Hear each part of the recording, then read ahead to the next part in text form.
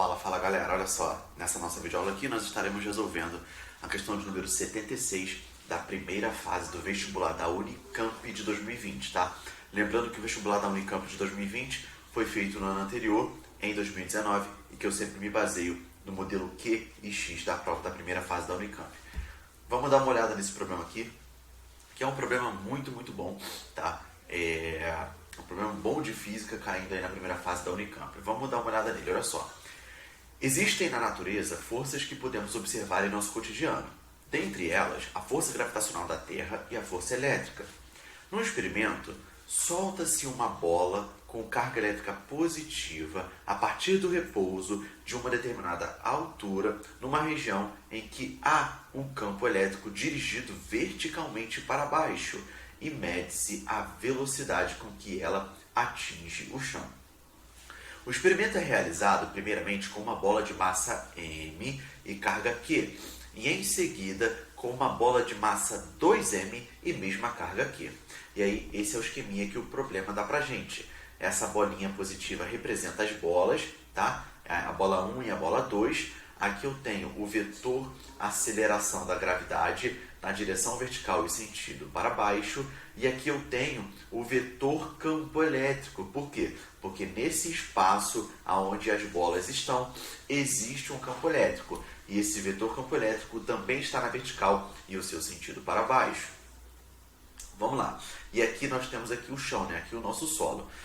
Desprezando a resistência do ar, é correto afirmar que, ao atingir o chão, o que o programa quer que você faça? O programa quer que você compare as velocidades de impacto das bolas ao atingir o chão. As duas bolas, quando atingir o chão, vão possuir uma velocidade de impacto, tá ok? E essas velocidades de impacto são diferentes. O programa quer que você compare elas, né? O programa quer que você compare essas duas velocidades de impacto, tá?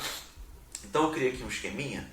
O esqueminha é o seguinte: a primeira bola tem massa m e carga positiva q. A segunda bola tem massa 2m e carga positiva q. Ou seja, a segunda bola tem o dobro da massa da primeira. Isso aí tudo o problema falou pra gente, tá? E aí, olha só, eu vou deixar essas informações aqui no canto superior direito. E olha o que eu vou fazer.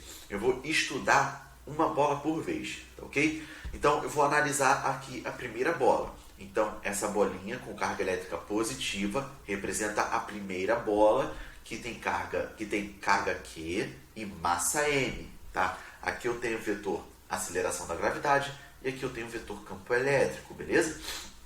Primeira coisa que eu vou fazer, vou adotar o meu referencial. Aqui eu coloquei o meu referencial na vertical para baixo. O que isso significa?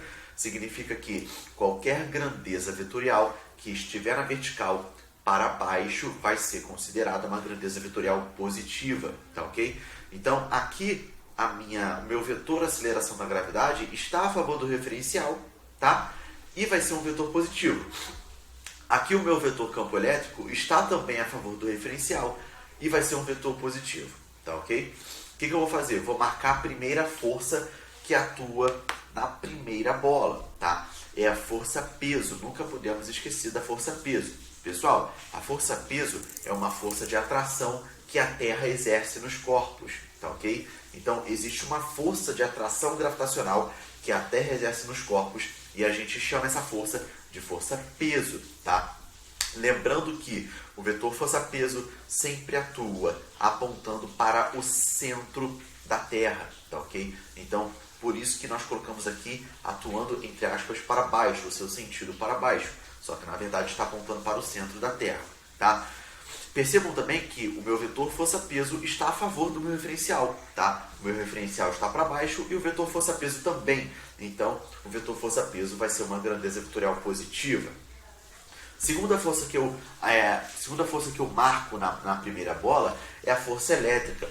Por que existe força elétrica atuando na bola? Porque existe aqui a presença de um campo elétrico, tá ok? E devido a essa presença de um campo elétrico e devido ao fato da bola estar carregada positivamente, existe aqui uma força elétrica atuando nessa bola, tá ok? E nós colocamos aqui essa força elétrica no sentido para baixo, né, na direção vertical, e sentido para baixo, Porque essa carga é uma carga positiva, tá? Já já nós vamos analisar com um pouco mais de detalhe isso. Olha só, como é que nós calculamos a força-peso? Olha só, eu coloquei aqui vetorialmente, tá ok? O vetor força-peso é calculado através do produto da massa e do vetor aceleração da gravidade, tá ok? Percebam o seguinte, que o vetor força-peso é diretamente proporcional à massa e é diretamente proporcional ao vetor aceleração da gravidade. Percebam mais ainda que esse produto mg é o produto da massa vezes a aceleração da gravidade, ou seja, é o produto de um número escalar vezes um vetor. Galera, vocês precisam se lembrar lá nas aulas de vetores, quando vocês estudam vetores, que é o seguinte, quando eu multiplico um escalar por um vetor, o resultado dessa multiplicação é um outro vetor. Por isso que aqui o peso é um vetor, tá ok? Então, eu tenho aqui o peso sendo um vetor, uma força que é uma grandeza vetorial. Mais ainda, esse valor de massa é uma grandeza escalar, né? É um número escalar sempre positivo, tá ok? Por esse motivo, esse escalar positivo não altera o sentido do vetor aceleração da gravidade. Então, o vetor força-peso sempre vai ter a mesma direção e o mesmo sentido do vetor aceleração da gravidade, porque aqui eu tenho um número positivo. Por isso que aqui a minha aceleração da gravidade está para baixo, né? O vetor aceleração da gravidade na direção vertical, sentido para baixo, e o vetor força-peso também na direção vertical e sentido para baixo, tá? Agora, a força elétrica. Também vamos analisar vetorialmente a força elétrica. Nós podemos calcular o vetor força elétrica através do produto da carga vezes o vetor campo elétrico. Percebam que o vetor força elétrica é diretamente proporcional à carga e é diretamente proporcional ao vetor campo elétrico. Percebam também que aqui eu tenho de novo o produto entre o número escalar e o número vetorial, né? Um vetor, tá? Então, lembrem-se, quando eu multiplico um número escalar por um vetor, o resultado dessa multiplicação é um outro vetor, que é o vetor força elétrica. Só que agora, o que vocês precisam perceber, tá? Vocês precisam perceber o seguinte, que essa carga, o valor dela, na verdade, o sinal dessa carga é importante, tá? Uma carga, por convenção, nós convencionamos que uma carga pode ser positiva ou negativa. Então, o sinal dessa carga nessa multiplicação é importante, tá ok? Percebam que a carga das bolas, nesse problema, no experimento, é uma carga elétrica positiva. Então, essa carga não vai alterar o sentido do vetor campo elétrico, tá ok? É como se fosse aqui em cima, tá? Então, como a carga é positiva, como a carga aqui é positiva para as duas bolas, ela não altera o sentido do vetor campo elétrico, e aí qual é a consequência? A consequência é que o vetor força elétrica vai ter a mesma direção e o mesmo sentido do vetor campo elétrico. Por isso que aqui eu tenho o vetor campo elétrico na direção vertical e sentido para baixo, e por isso que eu marquei aqui o vetor força elétrica na vertical e sentido para baixo. Por quê? Porque essa carga é uma carga positiva, tá? Importante vocês analisarem isso aqui. E percebam também que o meu vetor força elétrica está a favor do meu referencial para baixo, então vai ser uma grandeza vetorial positiva, tá? O que eu vou fazer? Eu vou aplicar a segunda lei de Newton para a primeira bola. Galera, a segunda lei de Newton, princípio fundamental da dinâmica, aquela famosa equação. Força resultante é a massa do corpo vezes a aceleração que esse corpo adquire, tá? Então eu escrevo isso. A força resultante é igual ao produto da massa vezes a aceleração desse corpo, tá? Então olha só, o que eu vou analisar aqui? Aqui eu vou analisar agora o módulo. Aqui eu pensei vetorialmente, aqui eu vou pensar em módulo, tá? Então o módulo da força resultante é diretamente proporcional à massa do corpo e é diretamente proporcional à aceleração que esse corpo possui, tá? O que é força resultante, galera? Galera, a força resultante nada mais é do que a soma das forças que atuam em um determinado corpo. Quais são as forças que atuam nesse corpo? O peso, né? Quais são as forças que atuam na primeira bola? O peso da primeira bola e a força elétrica que atua nela. Então eu vou somar essas forças. E quando eu somar, elas vão ser somadas com sinais positivos. Por quê? Porque as duas estão a favor do meu referencial positivo para baixo. Então aqui eu tenho o peso, o módulo do peso positivo, mais o módulo da força elétrica positivo. Isso tem que ser igual a massa vezes a aceleração, segundo a lei de Newton, princípio fundamental da dinâmica. Agora eu vou abrir esses termos, eu vou abrir o peso e vou abrir a força elétrica. Como que eu calculo o peso? A massa do corpo vezes o módulo da aceleração da gravidade. Como que eu calculo a força elétrica? A carga do corpo, né? A carga elétrica vezes o módulo do vetor campo elétrico. Isso tem que ser igual a massa vezes a aceleração, tá? E aí, galera, olha só. Por que eu estou fazendo isso aqui? Porque eu quero encontrar uma expressão para a aceleração das bolas, tá? Então, como eu quero encontrar uma expressão para a aceleração, eu vou isolar essa aceleração. E quando eu isolo, eu pego a massa, coloco para o lado esquerdo da equação, dividindo tudo, tá? Então, deixa eu colocar minha tela um pouco aqui para cima. Foi? Deixa eu colocar um pouquinho para baixo. Pá, foi. Então, quando eu isolar a aceleração é igual a mg dividido por m, ó, mg dividido por m que foi para cá, tá? Mais a carga vezes o módulo do vetor campo elétrico dividido por m, porque o m veio para o lado esquerdo dividindo, tá? E aí o que eu posso fazer? Eu posso simplificar essas massas e aí eu encontro a seguinte expressão para o módulo da aceleração da primeira bola. A aceleração da primeira bola pode ser calculada através do módulo da aceleração da gravidade mais a carga vezes o módulo do vetor campo elétrico dividido pela massa da bola, tá? Então, essa expressão é interessantíssima. Por quê? Porque nós vamos comparar as velocidades de impacto da primeira e da segunda bola de acordo com as suas acelerações, tá? Então, a aceleração adquirida pela primeira bola é essa daqui, G mais QE dividido por M. Eu vou guardar essa informação, tá? O que eu vou fazer agora? Eu vou fazer o mesmo processo, só que agora para a segunda bola. Olha só, quando eu analisar a segunda bola, o mesmo esquema. O meu referencial para baixo, vou marcar a primeira força que atua na bola, né? Agora a segunda bola, lembrando que a segunda bola tem massa 2m e carga positiva aqui, tá? E a força elétrica, mesmo esquema da primeira.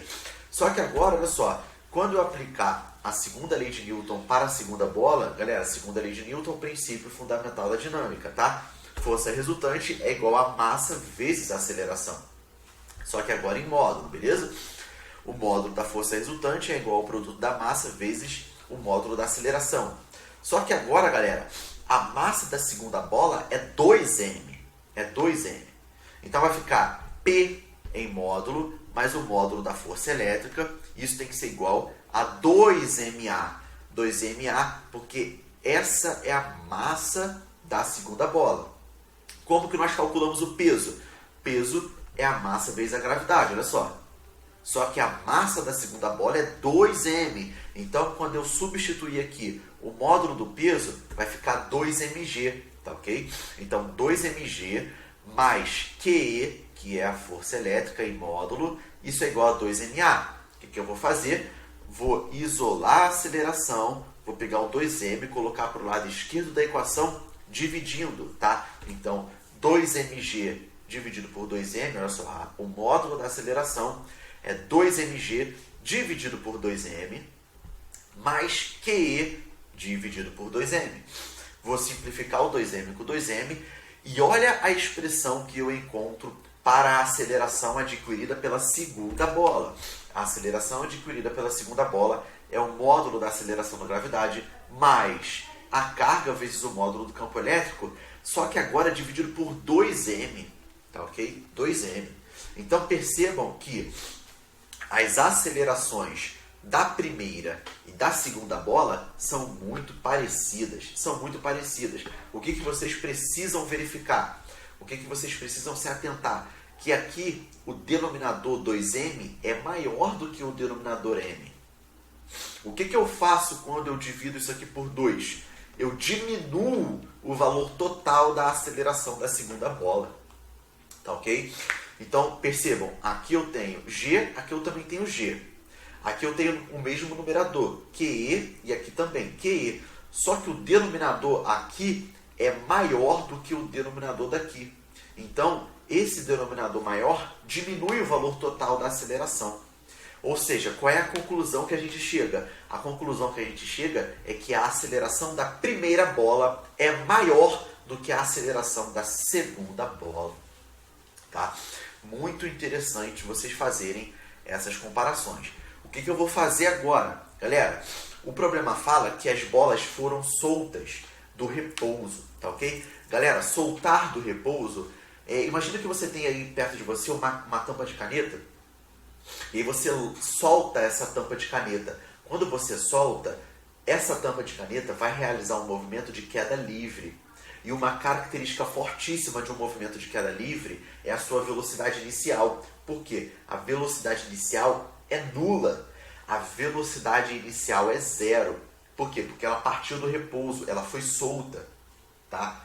E isso vai ser importantíssimo. Por quê? O que eu vou fazer agora? Eu vou aplicar a equação horária da velocidade na queda livre. Por quê? Na queda livre eu tenho um movimento retilíneo uniformemente acelerado.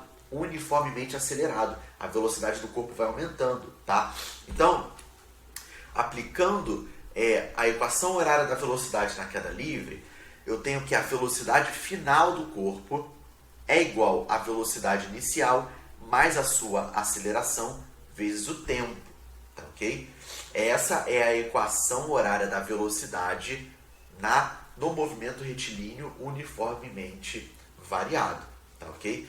E aí o problema, o que o problema quer mesmo? Vocês nunca se esqueçam. O problema quer que a gente compare as velocidades de impacto das duas bolas no chão, tá? Então, essa velocidade final vai ser justamente a velocidade de impacto das duas bolas. E lembrando que as duas bolas são soltas da mesma altura, tá? Então, nós não podemos nos preocupar aí com a diferença de altura. Elas são soltas ali da mesma altura. Então, o que vocês precisam perceber? A velocidade final depende da velocidade inicial, depende da aceleração e depende do tempo no qual esse movimento vai ser dado. Quando eu volto para o problema, eu lembro que as bolas foram soltas partindo do repouso. Se as bolas foram soltas partindo do repouso, o que eu falei para vocês? Informação importantíssima. Partir do repouso quer dizer velocidade inicial nula, velocidade inicial zero. Tá? Velocidade inicial nula, velocidade inicial zero. Então, esse fator aqui vai a zero, então a velocidade final das bolas é calculada através do produto da aceleração vezes o tempo no qual esse movimento vai ser dado. Tá ok? Então, o que nós podemos fazer aqui?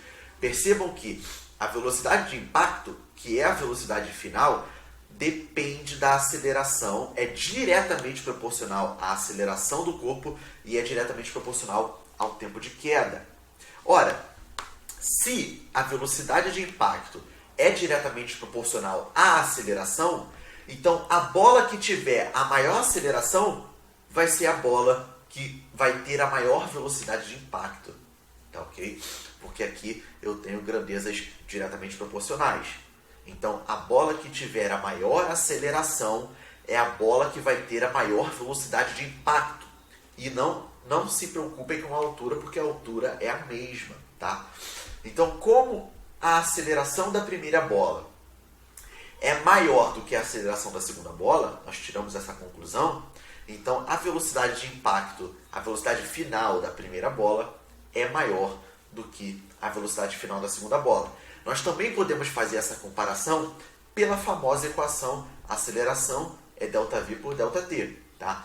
Nós podemos calcular a aceleração de um corpo através da sua variação da velocidade dividida pela variação temporal. Ou seja, a aceleração é uma certa variação de velocidade por uma variação temporal. Beleza? Olha só, percebam que a aceleração é diretamente proporcional à variação de velocidade. Então, olha a comparação que vocês também podem fazer. Quem tiver a maior aceleração vai ser justamente quem vai ter a maior variação de velocidade. Então, como a primeira bola tem a maior aceleração, é justamente a primeira bola que vai ter a maior variação de velocidade. Tá? Por isso, a resposta correta do nosso problema, deixa eu colocar minha imagem para cá, a resposta correta do nosso problema é a letra C de casa. A velocidade de impacto da massa, né, da bola de massa M, quem é a bola de massa M? É a primeira bola, é maior que a velocidade de impacto da bola de massa 2M. Quem é a bola de massa 2M? É a segunda bola. Por quê? Porque a sua aceleração, né, a aceleração da primeira bola é maior do que a aceleração da segunda bola. Tá? Então, por isso, resposta correta no nosso problema, letra C de casa. Um problema muito bom, muito interessante aí da primeira fase do vestibular da Unicamp de 2020. Valeu, galera? Fica aí a resolução para vocês. Espero que vocês tenham gostado. Espero que eu tenha ajudado vocês a ter entendido a resolução do problema. Espero que eu tenha ajudado vocês na teoria também, tá? Lucas, eu gostei dessa sua videoaula. Como que eu posso pagar você por essa videoaula? Galera, só se você gostou. Se você gostou dessa videoaula, o seu pagamento é o seu like. Se você está no YouTube, deixa o seu like. Se você está no Instagram, deixa o seu like também. Valeu? Isso é o pagamento aí de vocês por essa videoaula. Já me deixaria muito feliz. Valeu? Se você está no YouTube, vou deixar um card aqui em cima com uma playlist com todas as questões de física da primeira fase do vestibular da Unicamp de 2020 para que vocês possam ter acesso, né, às resoluções das outras questões também, tá? Se você está no Instagram, vai lá no meu IGTV, procurem pela série de vídeos chamada Unicamp 2020 Resolução, vocês vão ter acesso às resoluções das outras questões também. Valeu, galera? Vou ficando por aqui, um forte abraço, a gente se vê na próxima certamente. Valeu!